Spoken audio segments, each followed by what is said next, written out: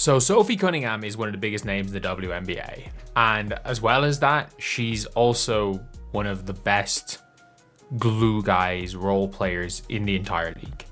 Caitlin Clark never saw this coming. Just when the Indiana Fever seemed to finally be finding their rhythm, Sophie Cunningham dropped a bombshell that sent shockwaves through the locker room and the entire WNBA community.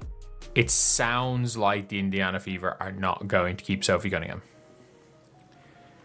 It does sound like the Fever are not going to keep her. From her podcast, a lot of the time she'd been mentioning the Fever. And in the most recent podcast, she did not mention the Fever.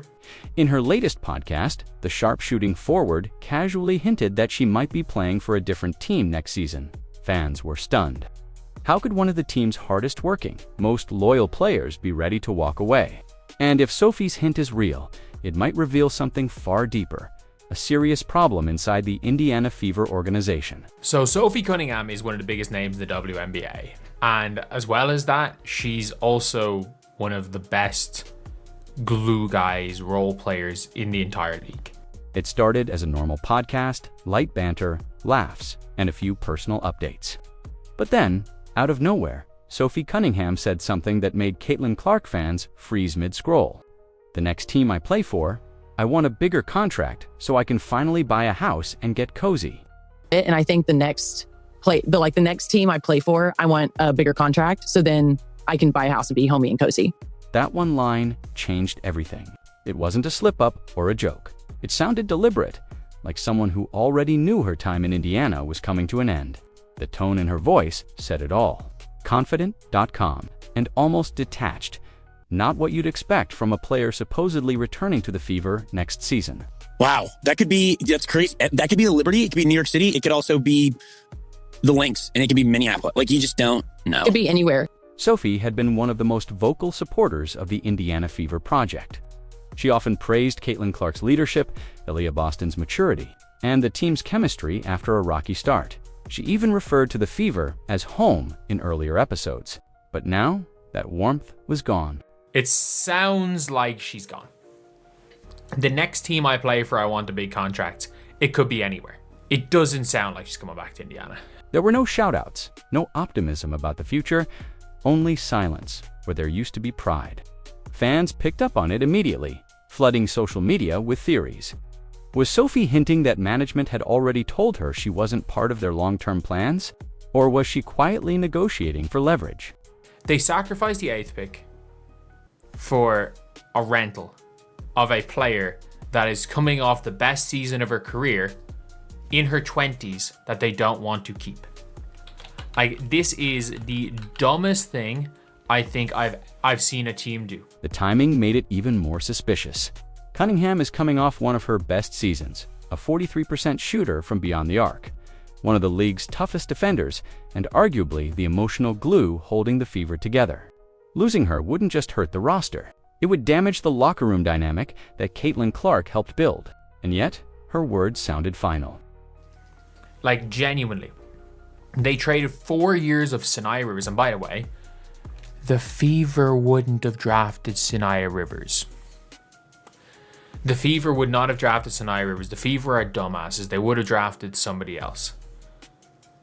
But losing Sophie Cunningham for money reasons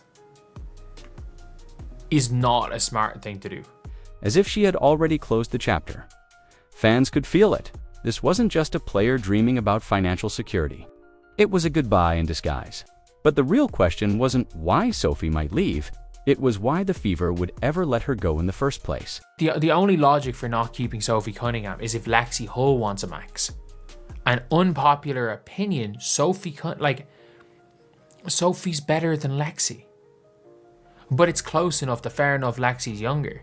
But I'm like, Lexi's not worth a max either.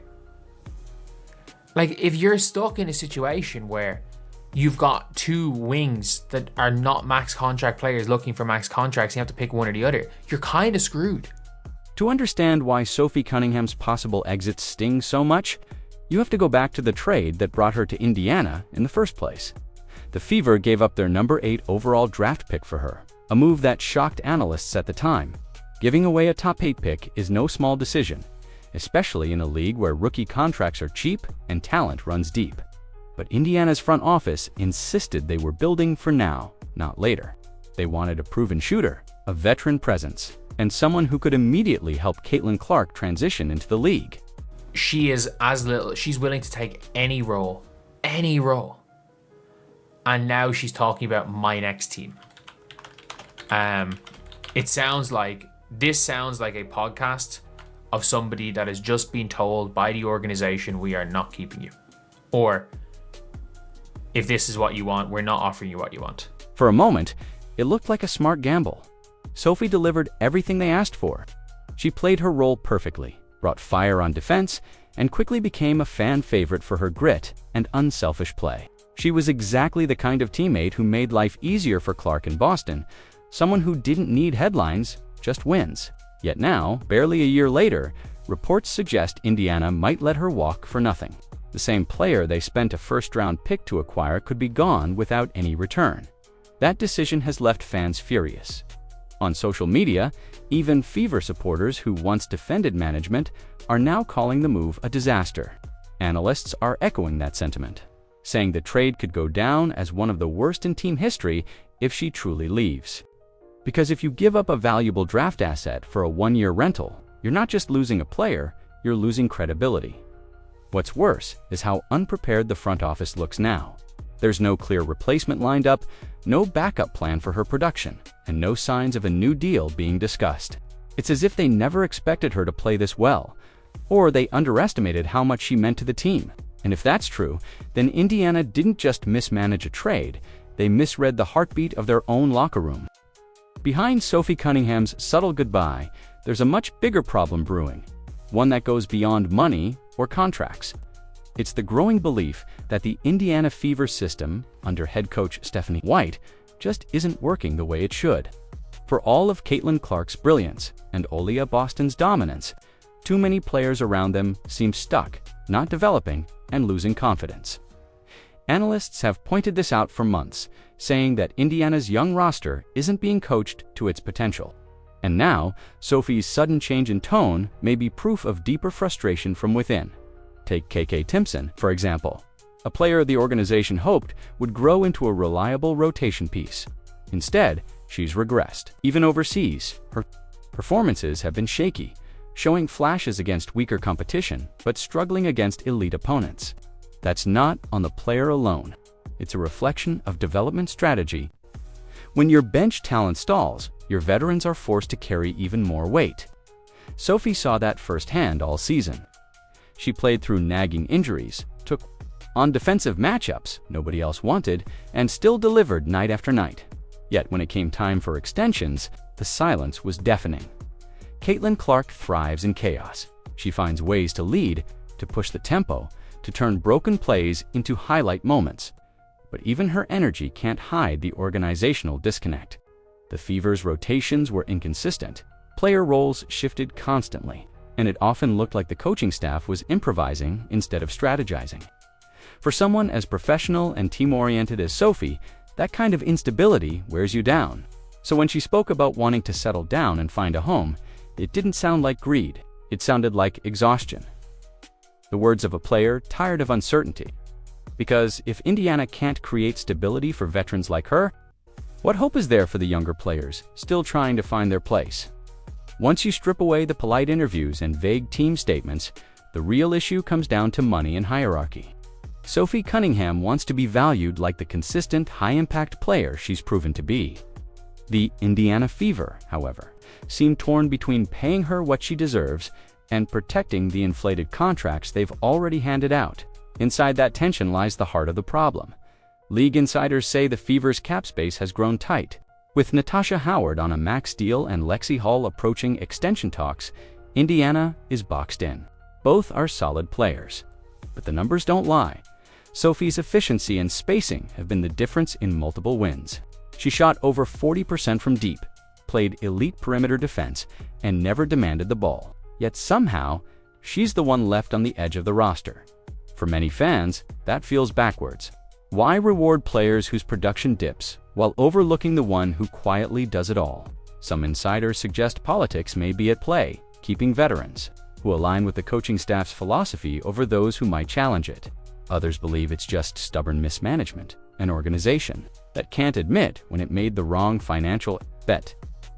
Sophie's comments about wanting a bigger contract weren't just about personal gain, they were about respect. After carrying heavy minutes and sacrificing touches so Clark and Boston could shine, she expected the franchise to invest back into her. Instead, she's hearing silence from the front office and whispers about other priorities. Caitlin Clark has built her brand on loyalty and competitiveness. And losing someone like Sophie, a teammate who bought in completely, could send a terrible message. It says hard work and chemistry don't matter as much as payroll politics. And that kind of message spreads fast, especially in a league built on trust and unity. Numbers tell part of Sophie Cunningham's story, but her true value goes far beyond the stat sheet. On paper, she's a 43% three-point shooter, a top-tier perimeter defender, and a player who understands her role better than most. But within the Indiana Fever locker room, Sophie became something more. The emotional balance between fiery stars and quiet grinders. She was the one who kept the team grounded when tempers flared, the one who celebrated others' success more than her own. That kind of leadership doesn't show up in a box score, but it's what builds winning cultures. When Caitlin Clark joined the league, all eyes were on her. The pressure was enormous, expectations sky-high. Sophie's ability to adapt instantly to provide both mentorship and floor spacing helped smooth that transition. She defended the toughest wings, set hard screens, and knocked down timely threes whenever the defense collapsed on Clark. In short, she did the dirty work, the kind of effort that turns superstars into winners. Analysts across the league have noted that Sophie embodies the modern WNBA wing prototype, efficient, tough, and team-oriented. She doesn't need the spotlight, but she thrives under it when necessary. That's why losing her for nothing feels less like a roster move and more like a self-inflicted wound. Players like her are rare because they combine humility with hunger, a mix that stabilizes a young team still finding its identity. Fans have started comparing her to veterans like Bridget Carleton or Kayla McBride, players whose quiet excellence makes contenders consistent. The idea that Indiana might not even offer her a reasonable deal feels like a betrayal of everything they've claimed to be building. So when Sophie said she wanted to buy a house and get cozy, it wasn't just about lifestyle. It was about finally being somewhere she could plant roots. Somewhere that valued what she brought beyond points and rebounds. And right now, it doesn't seem like Indiana is that place. The moment Sophie Cunningham hinted she might leave, fans across the league began playing the guessing game. Where would she go? Which team would value her the way Indiana didn't? A few destinations immediately stood out, and each one could completely reshape her career. The New York Liberty would be a dream fit on paper. They have the star power, the market, and the system that thrives on shooters who can stretch the floor. Pairing Sophie with Sabrina Ionescu and Breena Stewart would give New York even more offensive versatility. But there's a problem. The Liberty are tight on cap space. They'd need to move pieces or rely on a sign-in trade to make it work. Still, fans can't stop imagining her energy under those bright Madison Square Garden lights. Then there's the Minnesota Lynx, a team that has been quietly rebuilding and could use a veteran wing who leads by example. The Lynx have the culture, the coaching stability, and the available salary to give Sophie both a raise and a leadership role. Her blue-collar mindset would fit perfectly with their grinded-out identity, but the most intriguing possibility might be an expansion team. The WNBA is preparing to add new franchises, and expansion teams will have open checkbooks and desperate needs for experienced leaders. A team like that could easily make Sophie a cornerstone signing, not just for her game, but for her character. She could become the face of a new organization, something every player dreams about. Whichever team lands her won't just be getting a shooter. They'll be getting a culture builder. And that's what makes this story sting for Indiana fans. Losing Sophie doesn't just create a hole in the roster, it creates a void in leadership, in chemistry, in trust. Because wherever Sophie ends up next season, one thing's for sure, she'll make that team better. And the Fever will be left wondering how they ever let her slip away. If Sophie Cunningham truly walks away, the ripple effect inside the Indiana Fever could be enormous. Losing her wouldn't just hurt the box score. It would shake the foundation of a team that was finally learning how to win together. Sophie's toughness, efficiency, and leadership helped Caitlin Clark and Aaliyah Boston settle into a rhythm that made the Fever watchable again.